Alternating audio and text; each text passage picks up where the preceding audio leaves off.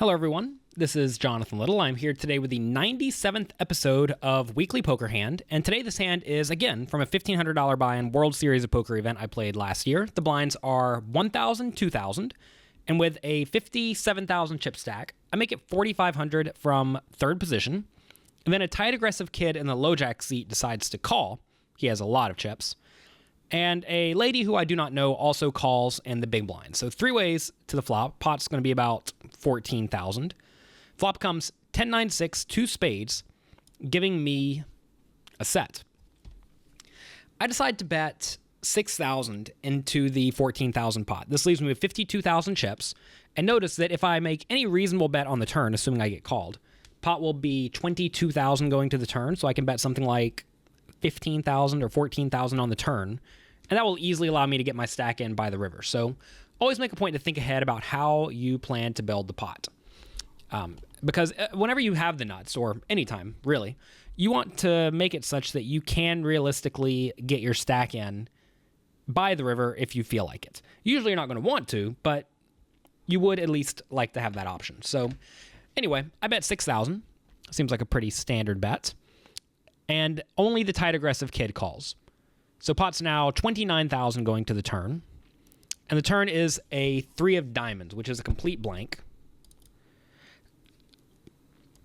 Looks like the video fast forwarded a little bit. But anyway, I decided to bet 13,000 into the 30,000 chip pot. Again, you can see now that I bet my opponent called.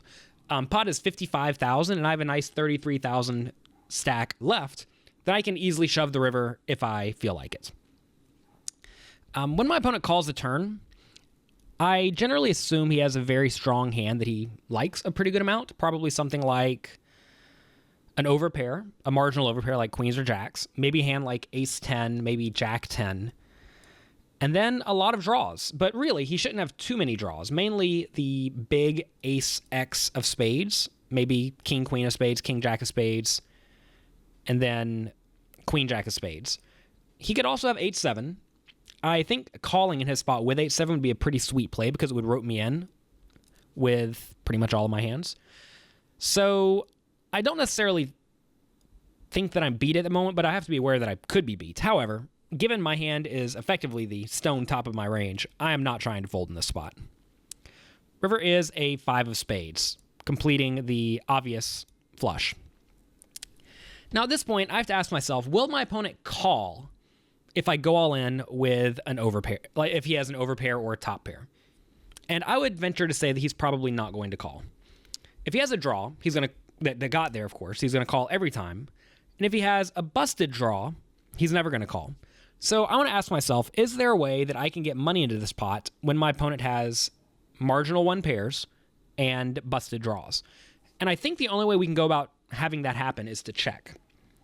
You may think that our opponent will only bet if he has a flush on the river, but I do not think that is the case. I think a lot of players, especially players who think on a somewhat, like not necessarily blatantly straightforward, but straightforward enough to where they realize, oh, this is a scary card, I should probably bet this.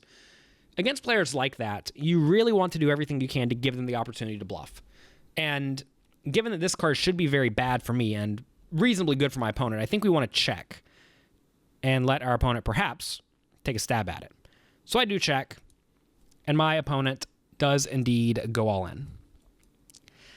And like I said, the plan here is not to fold. The plan is to call. And I recognize we're going to be out a decent amount of the time, but remember the pot was 55,000 and our opponent was betting our 33,000 stack into it. So to figure out how often we need to call, or how often we need to have the best hand to justify calling, you take the 33 our opponent's putting in, plus the 55 pot, equals, plus our 33. So now we do 33 divided by 121 equals. So we need to have the best hand 27% of the time or more to justify calling. And are there busted draws that missed? There certainly are. Queen jack, maybe king queen, all missed. So there are at least some hands. Also, our opponent may decide to turn a hand like 9-8 or 9-7 into a bluff. He may even decide to turn a hand like ace 10 into a bluff, which I think would be pretty optimistic, but some players do. Anyway, I imagine we're going to be against enough bluffs to justify calling. Also notice there really aren't that many combinations of good spade hands. There's ace, king of spades, which he maybe would 3-bet preflop. Ace, queen of spades, same story, maybe 3-bets that preflop. Then ace, jack of spades, king, queen of spades, king, jack of spades, queen, jack of spades. And that's about it. So there really aren't very many combinations of realistic hands our opponent should show up with that are the nuts in the spot. So I think this is a pretty clear call. Anytime there are very few value hands your opponent can have, and you think your opponent at least has some propensity to bluff, you should probably look them up. So we do look them up. We put our tournament life on the line, and our opponent turns over king 10 of diamonds for top pair that he decided to turn into a bluff. And it's kind of interesting that our opponent recognized that on the river, he is likely not in amazing shape whenever the board runs out like this. He loses to all of my overpairs, which, if you think about my value betting range, should be mostly overpairs and sets. And the only way you can win the pot is to bet. A lot of players look at the spot and think exactly that. The only way I can win is to bet. And then they go for it. They don't necessarily think about which hands I will make the hero call with. And I actually, in this spot, I'm probably making the hero call with all overpairs and all 2-pair and better. So a spot where I don't think my opponent's bluff is going to work too often at all.